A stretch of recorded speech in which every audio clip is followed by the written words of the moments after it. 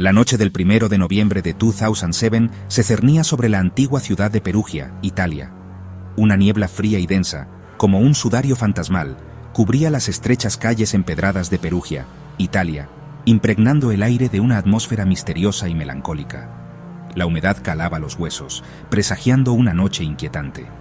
Era la víspera del Día de Todos los Santos, una fecha cargada de simbolismo y misterio en Italia, donde la línea entre el mundo de los vivos y el de los muertos se difumina, y las almas errantes parecen estar más cerca que nunca. En una modesta casita ubicada en la tranquila Vía de la Pergola, vivía Meredith Kercher, una joven británica de tan solo 21 años, llena de vida y sueños por cumplir. Era una brillante estudiante de la Universidad de Leeds, en el Reino Unido, que había decidido embarcarse en una aventura en el extranjero, llegando a Italia con la ilusión de perfeccionar el idioma italiano, sumergirse en una nueva cultura y vivir una experiencia internacional enriquecedora e inolvidable. Compartía piso, como muchos estudiantes, con dos jóvenes italianas y Amanda Knox, una estudiante estadounidense con la que había entablado una amistad. Aquella noche, Meredith disfrutó de una cena tranquila y una película entretenida con algunas amigas cercanas, compartiendo risas y confidencias. Después, se despidió y emprendió el camino de regreso a casa, sin presagiar, ni remotamente, que ese sería su último paseo por las calles de Perugia, su último contacto con la vida. Mientras la ciudad se sumía en un profundo silencio, entregándose al sueño reparador, algo oscuro, siniestro e inimaginable se gestaba en el interior de su hogar, tejiendo una trama de horror. Lo que realmente ocurrió en esa habitación, tras esas paredes, sigue siendo, hasta el día de hoy, un enigma perturbador, envuelto en una maraña de versiones contradictorias, testimonios confusos y pruebas forenses que fueron y siguen siendo objeto de intenso debate y controversia. Así comenzó, de la manera más trágica e inesperada, una de las crónicas negras más mediáticas, complejas y polémicas de nuestro tiempo, un caso que capturó la atención del mundo entero. La mañana del 2 de noviembre, Amanda Knox regresó al apartamento que compartía con Meredith Kercher y otras compañeras en Perugia. Era un día como cualquier otro, o al menos eso parecía al principio. El aire era fresco y la ciudad comenzaba a despertar. Al entrar, sin embargo, notó detalles inquietantes, sutiles pero perceptibles, que rompían la normalidad de la casa. Una sensación extraña la invadió, una premonición silenciosa de que algo no estaba bien. Lo primero que llamó su atención fue la puerta principal, que se encontraba abierta, ligeramente entreabierta, algo inusual en una casa donde siempre se prestaba atención a la seguridad.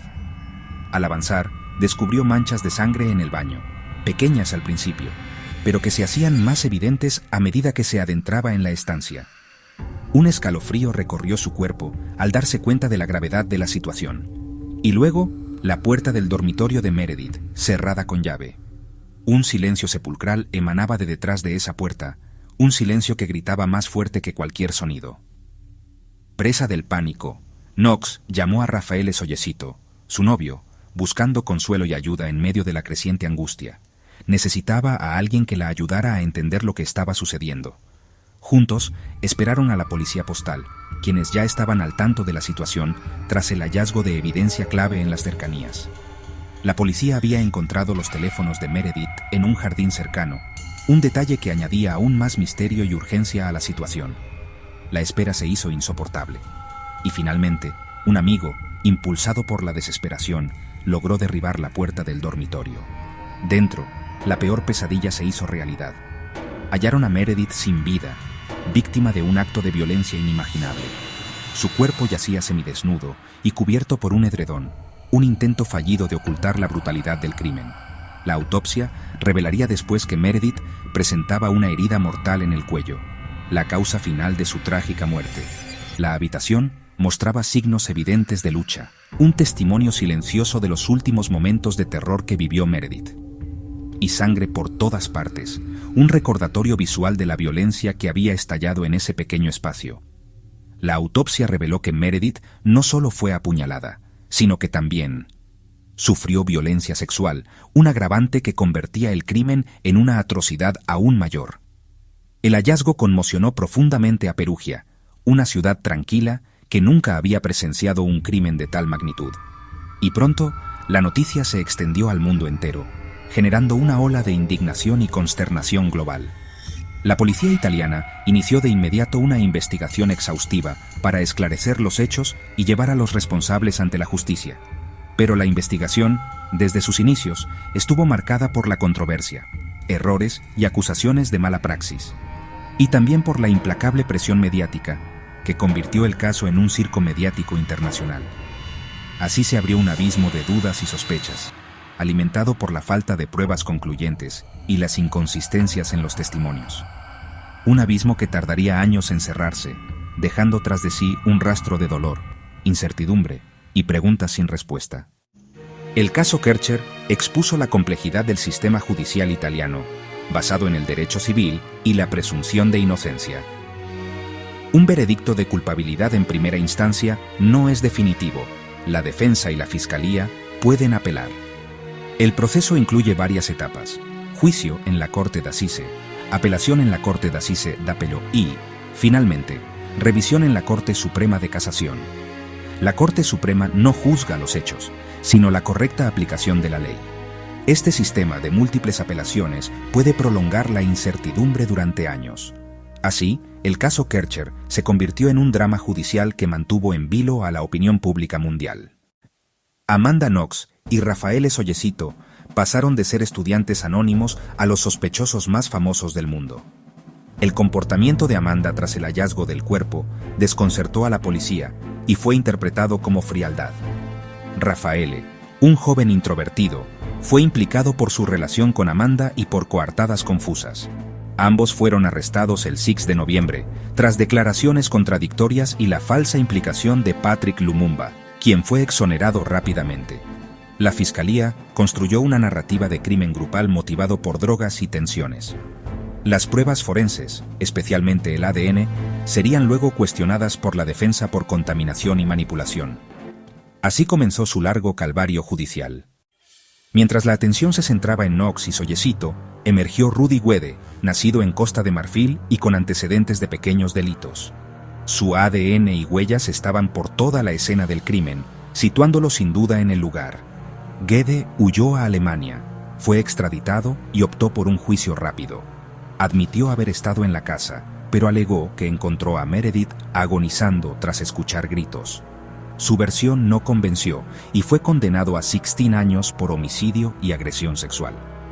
Para la fiscalía, su presencia reforzaba la teoría de un crimen grupal. Para la defensa, era el único culpable. La figura de Guede se convirtió en el eje de todas las teorías. Su condena fue la única que se mantuvo firme.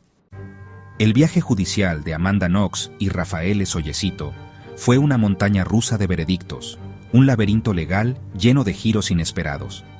Cada decisión judicial, cada apelación, representaba un nuevo capítulo en esta saga que capturó la atención del mundo entero. La búsqueda de la verdad se convirtió en un proceso arduo y complejo, donde la justicia parecía esquiva. Tras su condena inicial en 2009, tanto Amanda Knox como Raffaele Sollecito se vieron envueltos en una vorágine de incertidumbre. El veredicto de culpabilidad resonó a nivel internacional, generando un debate sobre la validez de las pruebas presentadas y la imparcialidad del sistema judicial italiano. La defensa, sin embargo, no se quedó de brazos cruzados. Con un análisis exhaustivo, desmontó las pruebas forenses presentadas por la Fiscalía, señalando inconsistencias y posibles errores en la cadena de custodia. Denunciaron vehementemente la contaminación de las muestras y la presencia de errores en los análisis de ADN realizados en el laboratorio forense. Estas acusaciones sembraron dudas razonables sobre la fiabilidad de las pruebas clave del caso. En 2011, tras una apelación exhaustiva, la Corte revocó las condenas iniciales, dictaminando que no existían pruebas suficientes para mantener el veredicto de culpabilidad. Amanda y Raffaele fueron liberados tras pasar casi 4 largos años tras las rejas, un periodo marcado por la angustia y la lucha por demostrar su inocencia.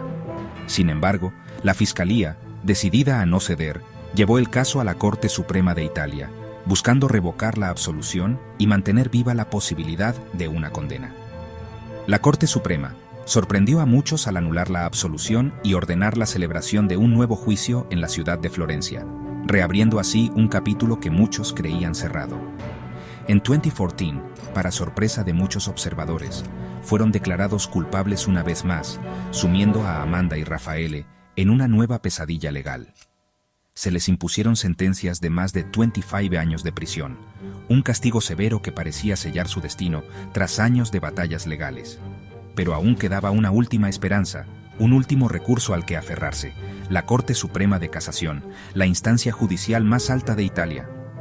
El caso, con sus múltiples giros y controversias, reavivó un intenso debate a nivel internacional sobre la justicia, la presunción de inocencia y el papel de los medios en los juicios. La cobertura mediática se caracterizó por una marcada polarización, con algunos medios presentando a Knox y Sollesito como culpables y otros defendiendo su inocencia. La defensa, en su alegato final, insistía en la persistente falta de pruebas sólidas que vincularan a Knox y Sollesito con el asesinato de Meredith Kercher. Argumentaban que la responsabilidad exclusiva del crimen recaía en Rudy Guede, quien ya había sido condenado en un juicio separado.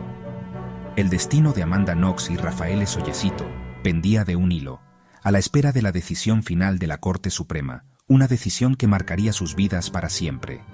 El drama judicial, plagado de incertidumbre y controversia, parecía no tener fin, prolongándose durante años y manteniendo al mundo en vilo. El asesinato de Meredith Kercher se convirtió en un fenómeno mediático global. La prensa sensacionalista construyó una narrativa irresistible: una víctima joven, una sospechosa estadounidense apodada Foxy Knoxy, sexo, drogas y un crimen brutal. Amanda Knox fue demonizada como una femme fatale, mientras la cobertura mediática moldeaba la opinión pública y presionaba a los investigadores. La prensa europea tendía a ver a Knox y Sollesito como culpables.